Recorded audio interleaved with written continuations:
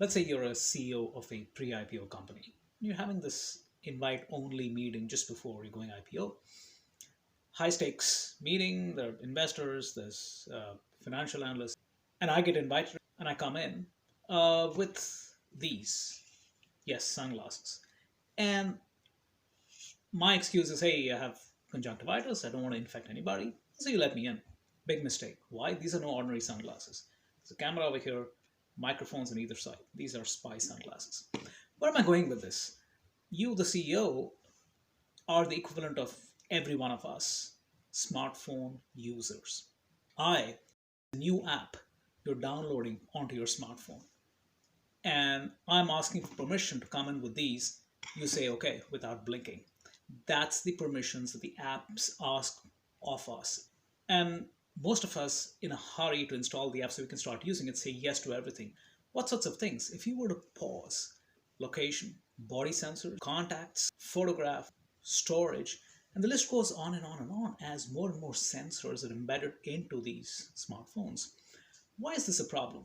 Let's take a example you and I are familiar with, Uber, because they were actually tracking the user for 5 minutes after he or she finished the ride. They finally bowed to public pressure and updated the app. So to ask yourself the question, and this is not just an Uber thing, I mean, apps by definition will ask permission because they can. And you and I, as distracted and overwhelmed consumers, say yes to everything. That's a big mistake. So let me give you my own example, right? I'm a frequent Uber user. I never allow location tracking for Uber. And I have to put in my location for pickup every single time. It takes an extra 30 seconds, 45 seconds, well worth it. So what do you do today?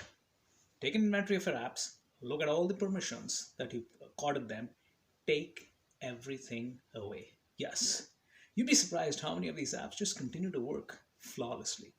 And if it does throw up, you have a reason to go back and assign, let's say, access to contacts or access to microphone, as the case may be. For example, for Zoom to work, it needs access to your microphone and your camera at a minimum, right?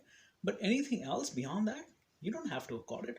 Just think of the fact that you are the CEO of a company who are allowing people with spy glasses coming in their apps.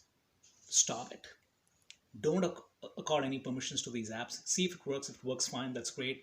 If it doesn't, you know what to turn on systematically. So then you're in control, not the apps. All right. More later. Ciao. Bye.